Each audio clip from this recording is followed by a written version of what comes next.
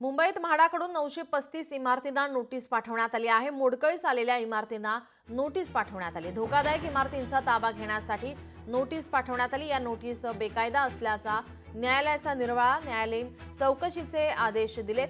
चौकशीसाठी 2 सदस्यीय समितीची स्थापना करण्यात आलेली आहे। न्यायालयाने 6 महिन्यात समितीला अहवाल सादर करण्याचे आदेश दिले। ज्या इमारतीला नोटीस बजावली आहे त्या इमारती मोक्याच्या जागी आहे। 79 या कलमाचा गैरवापर करून या मालमत्ता पुनर्विकास करू असे सांगून कुणाच्या तरी घशात घालण्याचा डाव हा एक मोठा घोटाळा। न्यायमूर्तींची टिप्पणी। अधिकारी क्षेत्रात नसतानाही म्हाडा अधिकाऱ्यांकडून कायद्याचा मनमानी गैरवापर आणि दुरुपयोग करण्यात आल्याचं सांगत अधिकाऱ्यांना खडे बोल सुनावलेत।